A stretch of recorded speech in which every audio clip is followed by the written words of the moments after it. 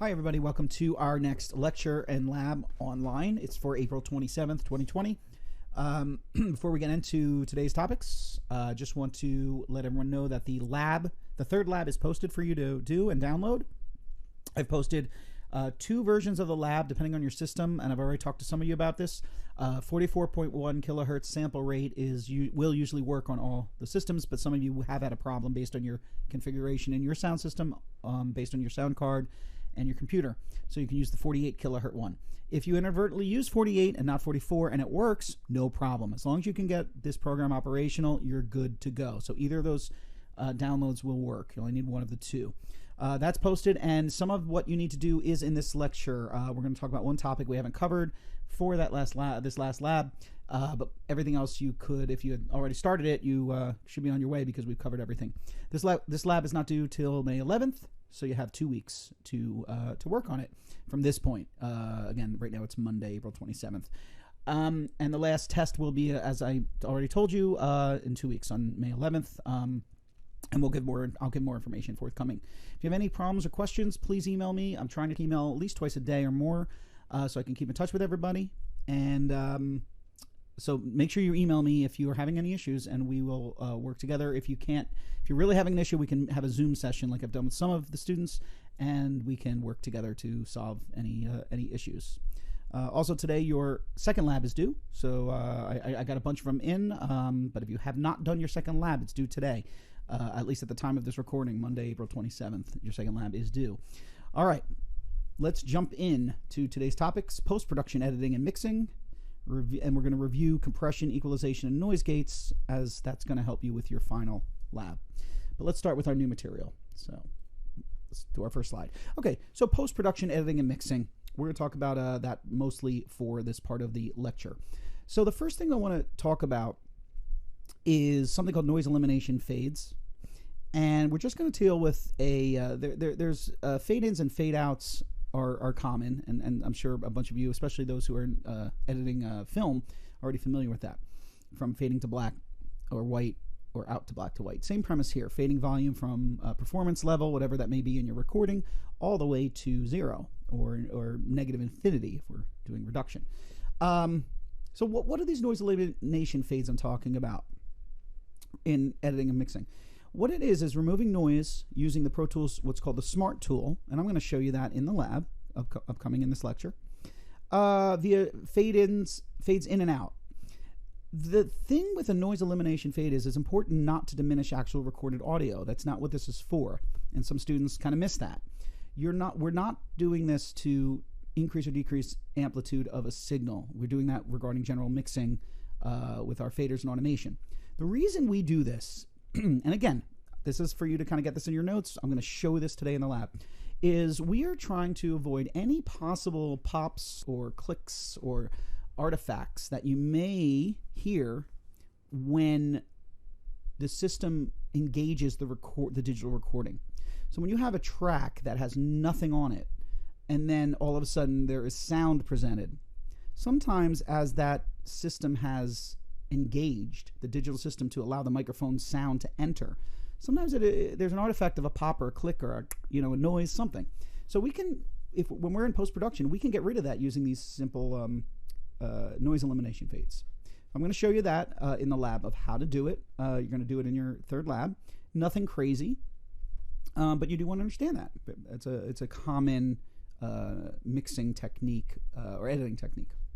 Second thing on the slide is markers. Again, no big deal, something you want to be aware of. These are simply location points for editing in Pro Tools. Markers are in other systems as well. They're called markers in Pro Tools. Other systems might have different names, but really simply, and I'll show you this, you want to be able to label parts of a song so you know quickly how to jump around and edit.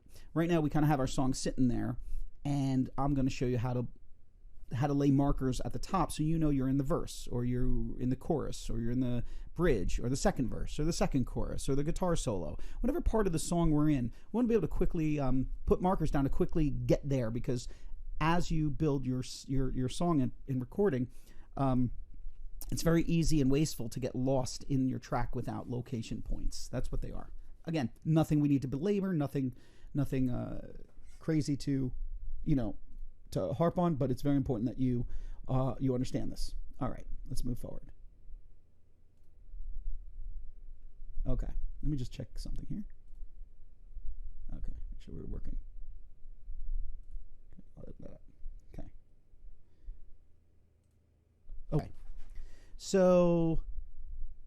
Okay. So editing. These are some general premises that we need to cover of what is the scope of editing. What are we talking about? So number one, removing unneeded material, either cutting it out or trimming it. That's one of the first things you might do. And again, this is an order. There is a hierarchy here of starting from 1 to 5, but it doesn't mean that you have to work exactly in this order when you're editing your work. But in editing, before mixing, we want to remove unneeded material. So that's cutting and trimming out things that we don't need. And again, we'll take a look at that in the lab.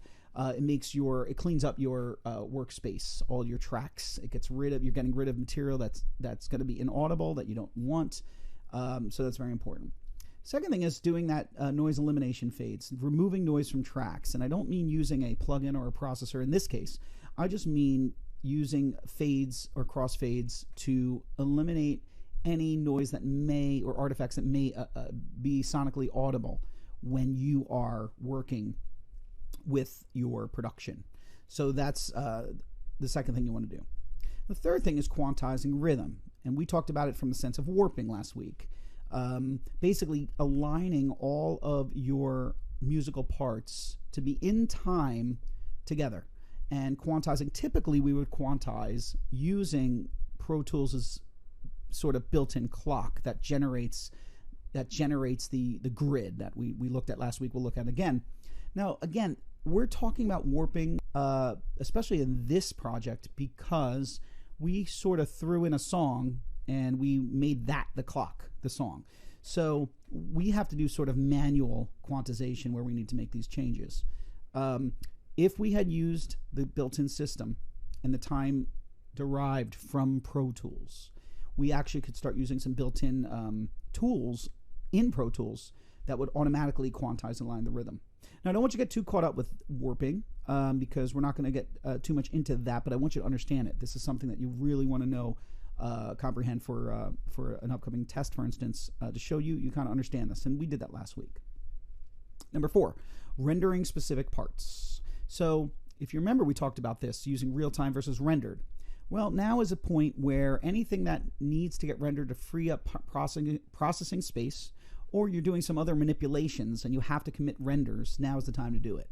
So if you have a section of a song that may have an effect, like a reverb, and it's only on one section, now may be a time where you want to commit to rendering those. You may have a special echo you want over something, or a reverse sound, or whatever type of special effect. And again, we don't get heavy into it in this class because it's a broad class covering recording. There's a lot of different things we can do here. Again, initially you're trying to comprehend this. So you would want to render during your editing, whatever it may be that you're doing. So that would be something we would do here.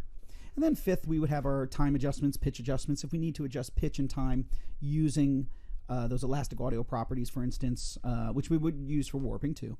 But this is where we might want to do it. We might want to take all the tracks and raise the pitch. Or maybe not the drums, but raise the pitch of all the other tracks. And we can do that maintaining time. We might want to increase the time of the whole thing. That's where we would do this in editing, like we showed last week. So these are some of the basic, the basic tools that you would want to use in editing before you get to your actual application of mixing, which will be composed of using compressors, equalizers, and all those things. Let's move on to that slide. Let's see. Okay, so mixing. Simple definition here. The process of adjusting signal levels, pans, compression, equalizer, gates, effects, etc. to create a stereo musical expression. I put stereo in there generally because we pretty much, everything is I hate to say everything, but everything for the most part is stereo. Even if it's a monaural speech given, it's going to have 2 tracks. We're going to have a stereo image at the end. Generally, if you want to produce a mono single-sided track, you can, non-interleaved, that's fine. Generally, we're going to have a stereo musical expression. But this is where you've finally done all that editing, and now we're going to mix this thing down. We're going to get a mix down. We're going to have an actual coherent image created from your work. And that's what this mixing is. Now, there's something called mastering we're going to touch on next week. Some of you have heard of mastering, some of you haven't. And we'll talk about what exactly happens at the stage in our final lecture next week. We'll get to that. But this is not the mastering stage for anyone thinking of that. We're mixing. This is all, in our case, 20-some tracks. They're all loose. We need to apply these things and get them into a coherent expression that our customer likes or you like, depending who you're doing this for. Okay, so there's some mixing etiquette to talk about. So we have relative levels, comparing what parts are in the forefront of the mix. In other words, when the guitar solo comes in, or the beginning of the song, we have a lot of guitar information going on, so we might want to boost those levels to make it audible. Now again, relative levels is a comparison of parts in the forefront versus the background. If you push a signal too far in the forefront, it may sound disconnected from the rest of the song. Yes, there's an art to this. It takes some skill and time to figure that out. For a class like this, I'm looking for, again, I'm with the lab's very reasonable expectations here. If you think you're in the right spot, you probably are. Being overly critical, I might be able to call you out and saying, well, you know what, that's not sitting in the pocket. We call it in the pocket. It's not in the right spot, but you're close. For learning this stuff, like I said, looking for reasonable relative levels here. I know there's some subjectivity to this, but basically, if your vocal level is 12 decibels above everything else, there's a problem there. That's going to be, it's going to sound like the vocals in another room. It's going to be, or the instrumentation behind the vocals in another room. You have to use, from all the music you listen to over your life, use that common sense when you're mixing these for your lab. Spatial positioning. This one's pretty straightforward. Panning employed to give dimension. So drums, guitars, things like that. Left to right. Typically, some of the drums, the cymbals, as we talked about, tend to be panned left and right a little bit. Guitars tend to be panned left and right a little more extremely when we're creating stereo guitars. Background vocals, which we don't have, unfortunately. They're in this, but it's only because we didn't get to do it in the studio. The background vocals are already set and panned, but we would have recorded background vocals and panned them for dimension. This is spatial positioning, left to right, panning. So you want to make sure you remember that. You're going to have to do some of that for your lab as well. In fact, your second lab, you needed to do a bit of that. Proper equalization, managing frequencies, getting those equalizers plugged in, and adjusting frequencies to what's appropriate for the song or for the track of the song. Kick drum, low frequencies, but not, again, getting a little art skilled here, but you don't want to dwarf everything else by having too much low frequency produced. So you got to find that sweet spot of the tone you want, not distort, which we'll come back to in a second with controlled dynamics. Cymbals, we're accentuating high frequencies here, so we may want to remove some of the low frequencies, some of the noise that a microphone might pick up, but we don't want actually carried into the recording. So proper equalization is very important, and again, you've started to use it with your second lab, and you're going to go on to your third lab and do a little bit more. Control dynamics, managing amplitude. This is our compressor. Applying compression where needed. Compression doesn't necessarily need to be put on every single channel, and it's not uncommon that it is, but for this class, I have you putting it in the third lab. You're putting it on several channels, not necessarily every one, but some of the traditional channels, like a snare drum, a kick drum, bass guitar, sometimes cymbals, especially a crash cymbal, might want some dynamics control. Definitely vocals to even out, smooth out vocals. But we're trying to control dynamics. We're trying to control amplitude, so it's smooth and even. Low passages and high passages do not have a massive change in amplitude. They're a lot closer. You're also going to use automation to control your dynamics too, your volume automation. In conjunction with each other, you can have a really smooth sounding track and have these tracks blend together really nicely when using automation with your compressor. If you overcompress, you can have some tonal characteristics change. That can be a problem. And again, we're going to talk about that as we review that in the lab today. Effects processing, applying proper types and amounts of special effects. And generally for this class, it's limited to reverb to give that nice dimensions, fast, high speed, under 30 millisecond delay, which gives that nice reverberation that we want. And that's kind of like the glue that sort of binds all of the tracks together. Again, this can be very, very, very misused. It is often misused. So I'm not so concerned about you as a student for your lab getting it perfect, like that's that sweet spot. You got to nail it. No, I'm just looking for reasonableness in your actual lab and comprehension of this for testing. So unless you have, again, 12 to 15 decibels of reverb that is well above everything else, maybe even 9 decibels might be too much, that's where I might say, hey, what are you doing? This is all I hear is echo. It should be tastefully added in, sort of like adding salt and pepper to some spaghetti or something like that, or some eggs. You don't want to just taste salt. You don't want to just taste pepper. You mostly want to taste the eggs with a little hint of salt and pepper. Same thing with effects in a conventional sense. All right, so those are the mixing etiquettes that we sort of look to for when we're actually bringing this together in a mix. Okay, so that concludes the lecture portion. Now we're going to jump into the lab. So keep your notes out, and again, you're going to have access to these lectures online, so you can review back to them. They're not going to be pulled off the internet. So, but we're going to go delve into the editing and mixing right now, and then we're going to review compression, equalization, noise gates in our session of Pro Tools right now. All right, everybody, so we have our session up in Pro Tools here that we're going to take a look at.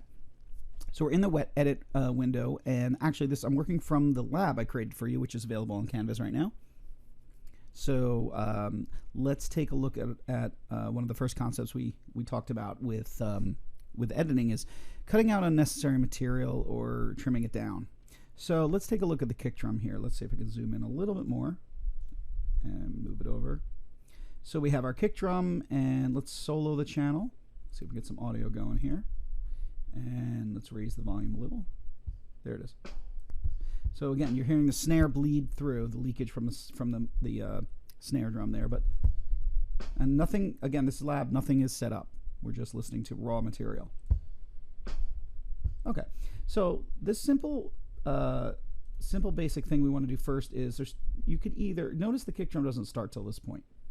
So we can simply cut this out just like that. That's obviously one method to clean up your track. The other thing we can do is we can go to the trimmer tool, if you remember this, and trim it down to its first audible where signal comes in. So that's another method. And the idea is you start cleaning up your tracks, which makes it easier to apply the fades. So, you may want to, here's a snare, you don't want to cut off any audio. And it's very important you actually don't go right up to the end piece, and you're going to see why in a second. But you can clean up some of your tracks just by doing what, let's look at the crash symbol for a minute. And again, you don't have to do this to everything. You can see here, actually, if you look at the crash, and we solo the crash, turn this off, and we raise the volume. Let's take a look here. You're hearing all this bleed. This is all bleed. And the first crash, I don't think even occurs till right here. Let's see. Move it forward. Right here, I think the first crash is. There it is. Okay. So you could trim all of this up to that first point. And then we're going to have to start dealing with leakage and other things, which a noise gate can help. Now, on the cymbals, generally speaking, we're not going to put a noise gate. It's going to cut off too much of the duration decay of a cymbal. So there's some leakage. Again, there's two schools of thought, as I mentioned, that leakage is not always the worst thing in the world with live drums. It can give a natural element. It depends how bad the leakage is. This is not unreasonably bad. But again, the point is with these trimming, you're cutting out area that has no signal and cleaning up your track until, what's this, the ride symbol, until there's actually signal produced that is desirable, at least on the front ends where the track starts. Here's the hi-hat. I think it's, yeah, there's nothing, I think, there until we get into the drums. We have the acoustic at the beginning of the song. So, but so that's one thing we can do on all these tracks is trimming these down, trimming all these tracks down. Not a big deal in editing, cleaning it up, instead of having all this possible leakage audible. Now the second thing, which is a little more maybe challenging, but not a big deal, is, hang on, there we go, is to do these crossfades. So some of you may know this and some of you may not, but there's some Pro Tools has built in called a Smart Tool. And it basically, clicking above these icons, which you should all be very well versed in, you can get sort of the Smart Tool that allows you to activate all three of these. So here's the hand tool, there's the selector tool, and there's the trimmer tool. So depending where you put your cursor, the Smart Tool helps make your workflow easier. We can put it here and trim it down. If we want to move it, we can slide it. I don't. It's within time of a song. Or we can, we have the trimmer tool, or we have the selector tool. But we also have another tool which makes access to fades really quickly. So let's say this is the first, on the snare track, the first snare hit is right there. Right there. So what we can do is we can get this pretty close. We've cut this area out. But again, when the sound is played, whoops, let's raise the volume here for the snare. Okay? If you listen close, when the track goes from absent of audio to signal, you can almost hear some of the drums pop in all of a sudden. You hear that? You kind of hear that cymbal. I don't know if you can tell. I don't want to mess with the volumes we have set here right now. Take a listen closely. Okay? Okay? That's an artifact that we don't want. We don't want to just have random cymbals coming in. Now the other thing is we can have pops and clicks sometimes right at this point here. So what do? We do a fade up. But we don't want to fade up over here. We want to fade up to full volume before this point. And we could do that with this Smart Tool. If you notice, you put it in the upper left corner here, we get that box, that sort of, which is a fade up box. We click and drag and boom. Now you're not going to hear that noise, just that last cymbal hit that leaked in here. You're not going to hear it anymore. You can almost hear the tail of it, but it's obviously not instant. So if you do this to all of your tracks, you can have a very clean recording. When you put this all together to have a cohesive sound, you don't have all of these tracks just starting and stopping when there's no sound here and the sound here. Let's do another one. It's a fade up. We can do this on the back end too. If we go all the way to the end, now it is the end of the song, we can trim this down and we can sort of have a fade out. Just like that. Pretty cool. We can trim this down and then have a fade out. And we can do this, we can go through our tracks and do these things to help avoid these noises that may occur at the beginning and end of tracks. Now, as I said in the lecture, you have to be careful because you don't want to, what you're doing here is specific to noise regulation. So there's some audio here on this crash cymbal. We don't want that to fade in. We just don't want this, we don't want this part of the song, of the entrance of the track existing to just appear out of nowhere. So by doing this fade up, we have it, when it starts, there's no sound, and then we start bringing, the system starts bringing up the volume. And then when the crash hits, we are at full volume. Now we can still apply automation to this. If we go to volume, we can still mess with automation over this track. And we can make these changes. And we can put, increases and decreases. So this is specific to this is a specific tool that is, again, trying to get rid of the noise or artifacts that may happen when a track engages and disengages. All right, let's next look. So again, in your lab, you're going to have to do a few of these.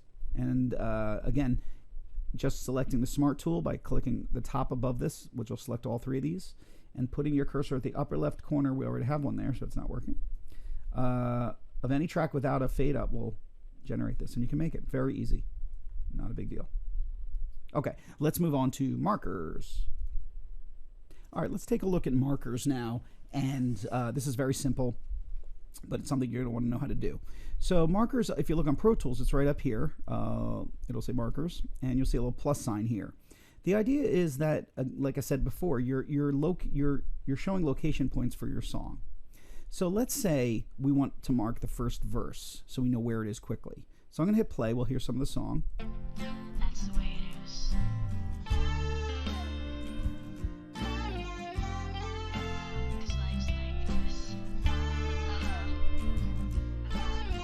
So we're coming up to the first verse right about here.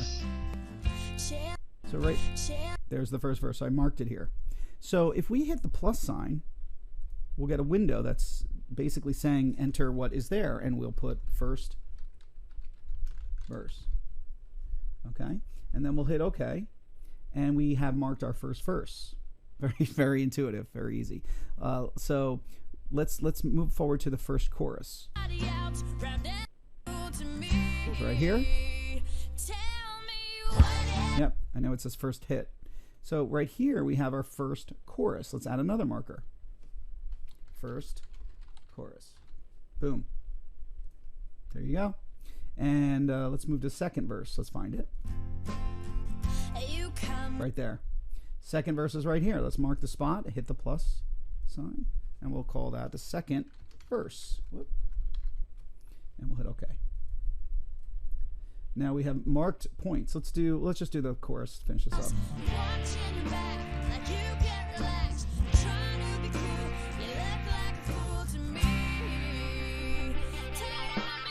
And here it is. Mark the spot. It's right here.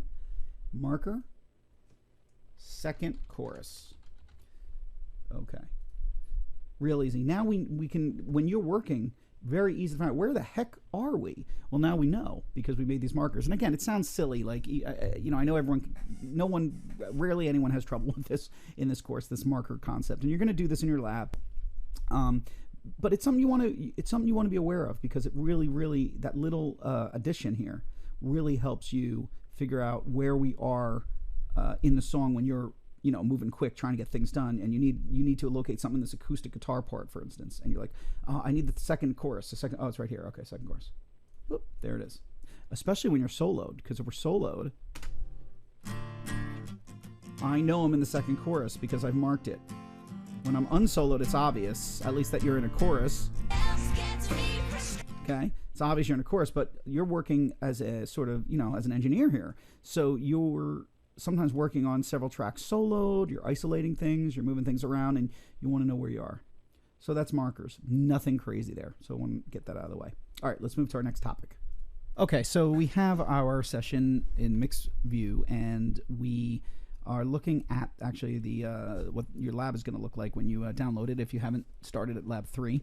And let's do some review. Let's assume we're at the mix stage of our production. We've done all our editing.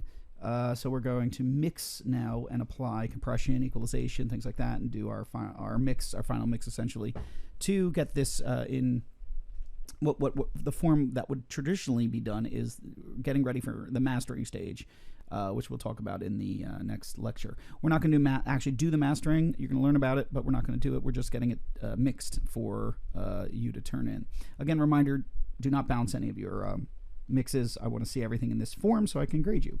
All right, so let's start with our kick drum. We'll use this as our go-to. In fact, let's solo the channel, and let's go to a plugin. Let's start with the noise gate. Let's only manipulate what we want to sonically hear. So if we play the track and we get our kick going here, let's raise the volume here. Okay. So this came up with basically its default setting. I can hear the snare, so we have some problems to work on, which is okay. First thing we want to do is get our ratio for something we're trying to do here to 100 to 1, which means, and the range to a -80. I don't want to put, especially with distance learning, there's a lot of ways we can manipulate sound and using the noise gate with different instruments here. We're going to keep it very straightforward now. We want the maximum amount of attenuation. So we want the range at the maximum, -80 decibels. And with the ratio, how it basically the kind of like the compressor works. How we have this exponential increase. That's a loud one. This exponential increase in compression. Same kind of thing happens sort of in reverse with the noise gate. We want to put that to 100 to 1. So then we want to take a listen and see where the threshold is going to be to block out as much other parts of the drum set as possible without interrupting the kick. So, all right, I still hear some of the snare. So let's move this to the right. Start blocking it out. All right, it's better. Okay, now the problem is we're kind of hurting our kick a lot. The sonic quality of the kick is really being cut off on the back end. In fact, the attack, I want to make this a little faster, meaning how quickly the gate will open when it senses sound. It's a little better. Okay, so we still hear some of the snare. I'm going to move it over a little bit more to try to There we go. Get rid of that snare. Now the release is how quickly the gate closes. So the gate's closing pretty quickly every time the kick is done. So we're losing something called decay. The time it takes, lower that, for the kick to decay naturally. There is some degree of decay. It's short, so we want to increase the release a little bit so it decays a little longer so we don't lose the tonality of the kick. I'm also going to increase the hold time a little bit. Now we're in the chorus of the song, which got louder. So as the snare got louder, we start having a little bit of a problem here in attenuating the snare because it's actually a lot louder as it's being hit harder. All right, the first thing we have much better is the kick drum is now decaying more properly. You can hear it decay. You're getting the whole kick. Good. And we still have a little snare. If I can just go move the threshold over a little more, might be able to get rid of that. Or minimize it without losing the kick. Now we need every kick drum to come through. That's very important. I think we're getting into a second chorus possibly, so it's going to get louder. Yep. We're in pretty good shape though. We have a little fast attenuation on the gain reduction here on the release. So we're going to try to slow down how quickly this yellow line comes down, which is showing you how much gain reduction is occurring. A little harder in the choruses on this song. There we go. Pretty good. As it comes down, you have gain reduction, so we don't hear the snare. By the time the snare is hit, we have it almost all the way down. Pretty good. And the idea is we can clean up our tracks by going through and using these tools. Again, you're not going to use a noise gate on everything, but you may use it on some vocals. You may use it on instruments that have, like drums, very short duration amounts of signal. You wouldn't really use this necessarily on guitars, for instance, or long duration items. Bass guitar, you really wouldn't use this. There are always those unconventional times you do. All right, let's move on. So we have our gate. Basically, we've gated out the snare, and let's move on to our next tool, and that'll be our compressor. Okay, so let's take a look. Let's put in a compressor. Plug in, dynamics, compressor, and let's play the track. There we go. So again, what are we trying to do here? We're trying to, and you can see the compression occurring actually in the channel with that orange line showing some compressions is occurring. So what are we trying to do? We're trying to make sure that this green line doesn't basically blow past essentially -6 here on our meter, because we don't want to distort. So actually we have our signal coming in kind of hot. So if I employ the compressor and we set this right, we can have our kick drum coming in at a level that is consistent and not distorting ideally. So let's play around here. So we have our attack and release, we have our ratio. Again, if we put the ratio all the way to the right, we're compressing an infinite amount of compression, meaning we're going to have a lot of gain reduction occurring depending on where we set the threshold and some of these other items. What are we trying to do? Well, we don't want to do that. We just want to have some degree of attenuation so that it can contain those peaks that occur as the kick drums hit. Now you can see the line right here. If you look close, that line is telling you where the last highest peak was. Right here, it's going to disappear and then a new one will come in. So if we want to try to maintain around -6 here, which is what we kind of want to do, which is kind of, like I said, equivalent to 0 dB, no addition or subtraction of signal in a digital schema. We want to play around with our compression knobs to make this happen, which we're doing pretty good right now. If you take a quick look, we're kind of hovering between -6 and -3. I want to get that a little more compressed. If you look over here, you'll see your gain reduction occurring on the channel. Now it's happening very quickly. If I make a long release, notice it never stops. There's always gain reduction because I made a 4-second release down here. It's never really releasing because the next kick makes it happen again. So we don't want to do that. If we have a quick release, we actually don't maintain enough compression. So I have a, what is that? 6.5 milliseconds, 5 milliseconds. It's so fast. The gain reduction doesn't even make a big impact. So we want this release to be a little more moderate. Now again, there's an art to this, which I understand, but I want you to demonstrate you're understanding this with your lab by getting some reasonable results here. If you can get between -3 and -6 compression, if this is your first time using this, that's pretty good. So let's see if we can do that. We lost our kick. There we go. There it is. So we're right there. Now we're getting more compression occurring when we get to the chorus of the song, which makes sense because the kick drum's being hit a lot harder. So of course, as more signal comes in, you're telling it, no, bring this down. If we have something like this, where besides the fact you can't hear anything, we're over compressing. Besides the fact that it's inaudible, look how much compression is occurring. I put the threshold all the way over here. If I have it all the way to the right, you're going to have basically no compression. So you want to find that sweet spot where you're getting about -3 to -6.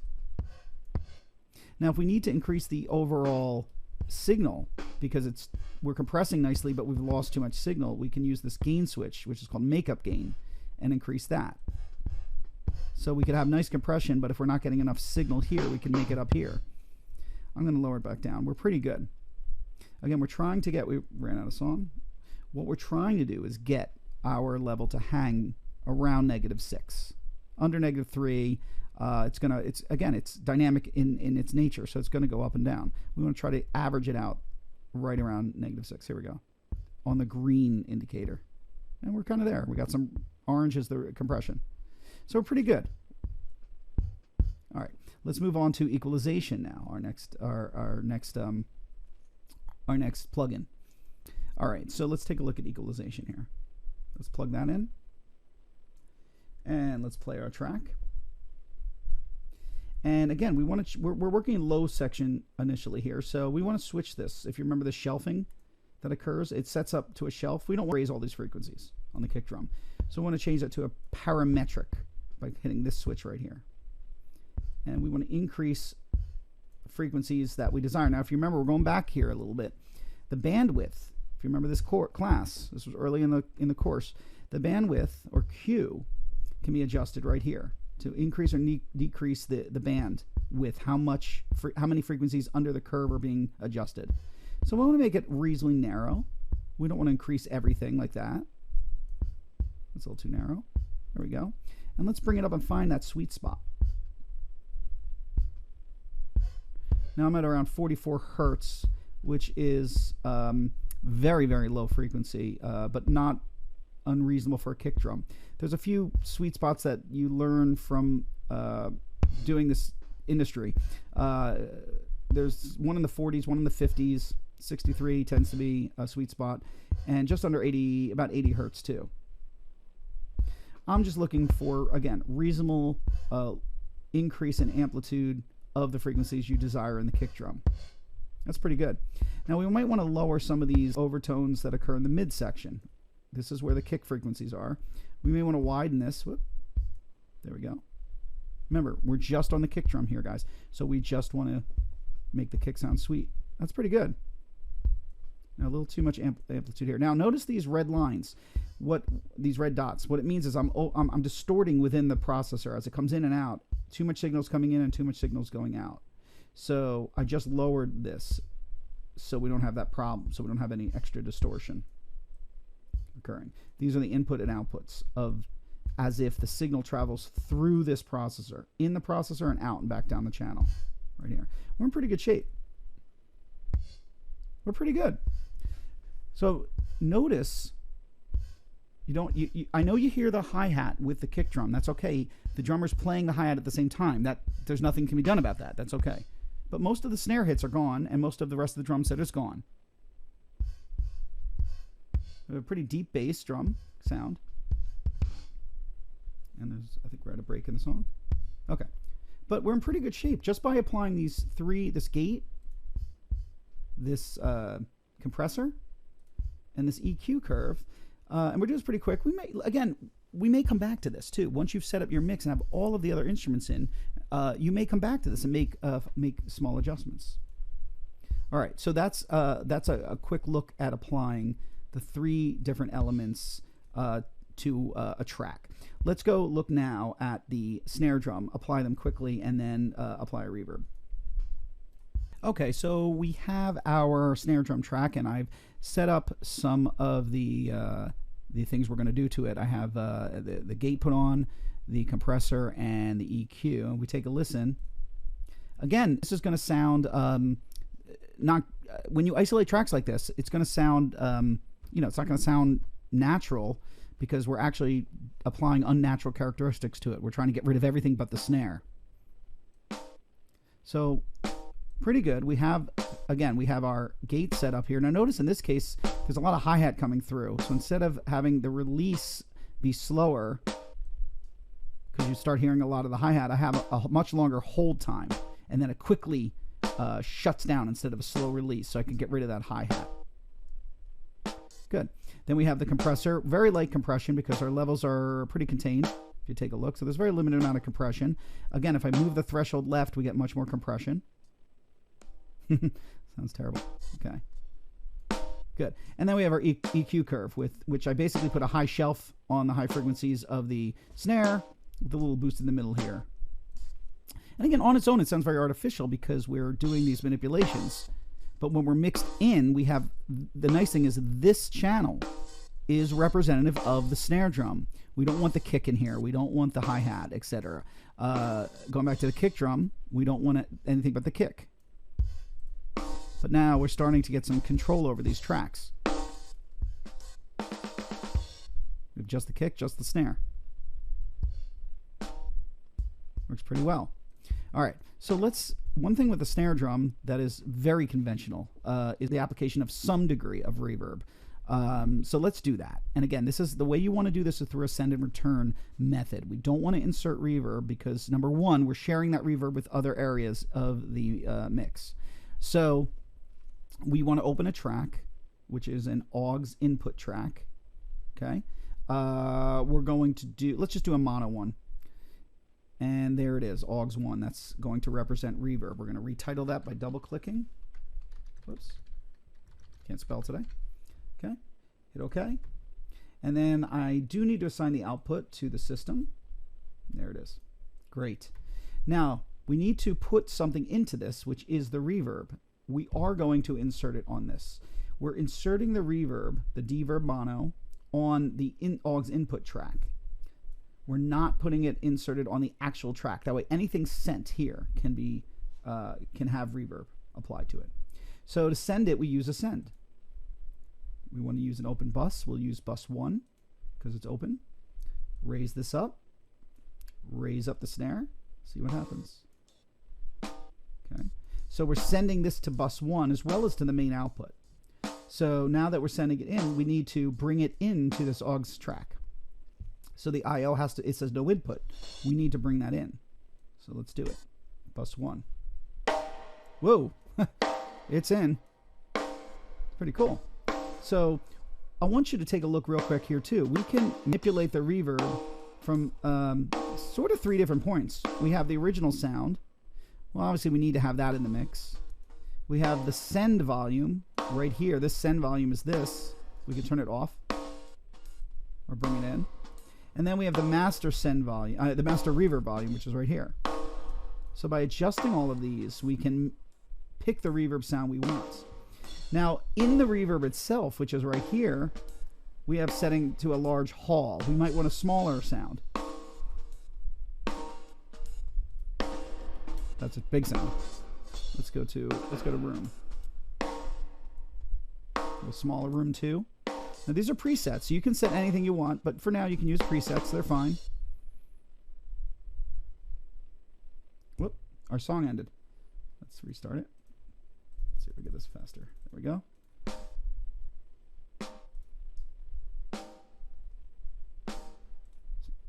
You can hear. Let's say we stay with that reverb. So we have the sound we want. Now we can start blending in our mix and start getting some more natural sound. The kick drum. We can put the ride in, the hi-hat. Now we still have to put in all of the inserts we need. But just for now, to get an overall sound.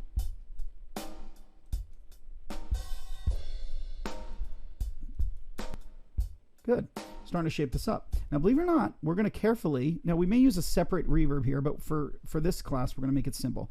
we're going to put a little reverb on the kick drum. And I know at first glance that may sound kind of weird. It's actually not. Ambience really help give a fullness to a recording. This you have to be a little careful with. Let's see if we can. There it is. Okay, you hear that? All right, a little too much. There we go. So it's still a little too much, but we're going to pull that down. Now I'm just lowering the kick drum send. If I click this, it's the snare send, but we want to lower the kick send.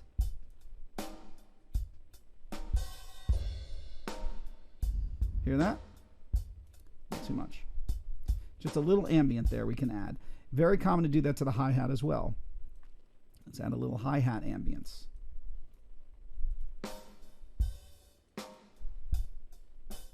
Whoops, let's take a listen. Okay.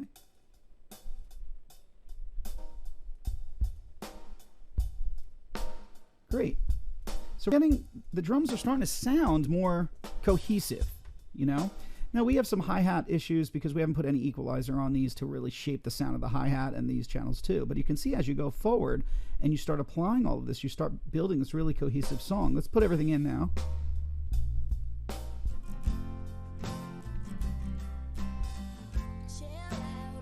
She yelling for, lay back, it's all been done before. And if you now notice we don't have anything done here yet, just the drums. We've done these and it's starting to come together. when we're driving in your car and you're talking to me one-on-one, but you become somebody else around everyone else. You're watching your back. And we have these electric guitars as well. That's gonna come in here. You look like a fool to me. Tell me what has to go make things so complicated. I see that. And you know, right away, if we pan these, you know, I just lost our spot in the song, unfortunately. Let's go back to the edit window and move it to the first chorus. Okay. You look like If we pan these guitars, we get the dimension. tell me what has to go make things And if you're listening in stereo to this, you should hear that dimension just filtered up to make the song sound bigger. like somebody else gets me frustrated. Life's like this, you fall and you crawl and you break and you take what you get and you take.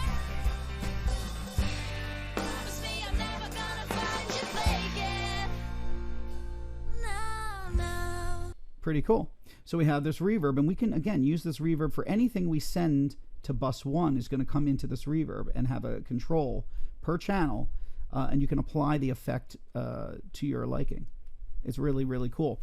Okay, so that's an overview for what you're going to be doing for your lab with some of these tracks, and there are instructions of what you need to, which tracks you're going to essentially need to apply this to. But you're going to see in Lab 3 you have a lot more control over how and how much you apply, and you're more of a producer now for your third lab as you apply these things, because you have a little more knowledge, hopefully, at this point, and control over the song. Again, I'm trying to show you some conventional things we do. If you have questions going to this week and next week regarding your lab as you start to work on it, send me an email. I might be able to respond really quickly with an answer for you. Or if we have to set up a Zoom session, we can do that too. Don't hesitate to email me if you have a problem. I'm definitely here to help you as your teacher. However, I need you to communicate. So if it's the day before it's due, there's not much I can do. I can't do your lab with you the day before it's due. So if you work on this lab, you know, and you run into a problem, don't necessarily guess. Send me an email. Say, I'm trying to do this. You know, I may refer you back to a video. I may say, watch this video. But definitely shoot me an email if you're having a problem. All right, that concludes this lecture and lab this week. We have one more next week, lecture and lab, and then we're going to be preparing for your final exam. And of course, this will be due that last day as well. Any questions, shoot me an email. Otherwise, stay safe and healthy, and I will talk to you next week.